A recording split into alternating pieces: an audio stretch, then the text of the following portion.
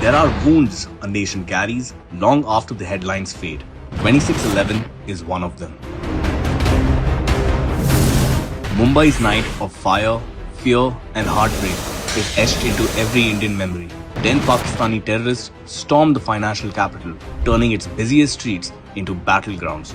For 3 endless days, the country watched as hotels burned, gunshots echoed, and 166 innocent lives were lost. Fathers, daughters, officers, waiters, tourists, and heroes. And yet, behind the chaos lay a truth far more painful. This did not happen in a vacuum. It happened because those in power failed their own country. For years leading up to 26/11, intelligence warnings were ignored, agencies worked in silos, and national security was treated like an afterthought. The Congress-led UPA government drifted through one alert after another with stunning casualness until the inevitable happened. Terrorists from Pakistan walked into Mumbai as if India's borders were open doors. When the city bled, India expected its government to stand tall. But the Congress leadership staggered instead. Even as Pakistan-backed terrorists killed the nation's children, Rahul Gandhi reportedly told American diplomats that Hindu terror is a bigger threat. While the world saw Pakistan's hand clearly, the Congress establishment chose politics over national unity. The final blow came from within their own ranks. Chidambaram's own admission. Apparently, the Prime Minister had discussed this even when the attack was going on. I don't know.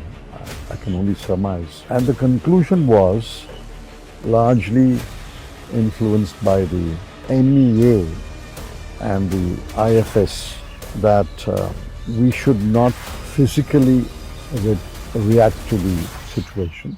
A sovereign nation hesitated, not because it lacked strength, but because its leadership lacked will. Justice for 26/11 should have begun immediately. Instead, it froze. Key masterminds like Sajid Mir and Yusuf Muzammil continued to live freely in Pakistan.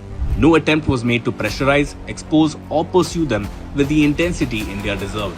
The UPA government stayed quiet, content with diplomatic statements and half measures, while families of the victims waited for answers that never came. But the story didn't end with Congress's silence. A new chapter began when a decisive leadership stepped in.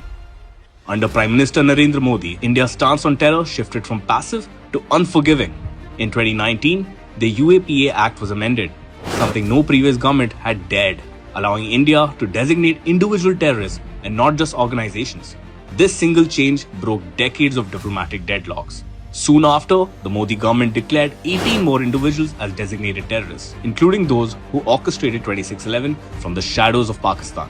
Sajid Mir, one of the main planners of the attack, and Yusuf Muzammil, LET's operations commander in Kashmir, and a key 26/11 accused, were finally placed where they belonged, in India's terror blacklist. And then came the breakthrough the country waited 17 years for. Tahabur Hussain Rana, Pakistani origin, Canadian American, a key conspirator in the 26/11 plot, lost his final appeal in the US Supreme Court. The US handed him over to India's NIA. 26/11 remains a scar, but it is no longer a forgotten one.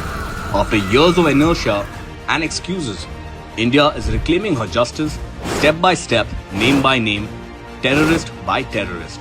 Congress allowed the wound. The Modi government is ensuring it finally begins to heal.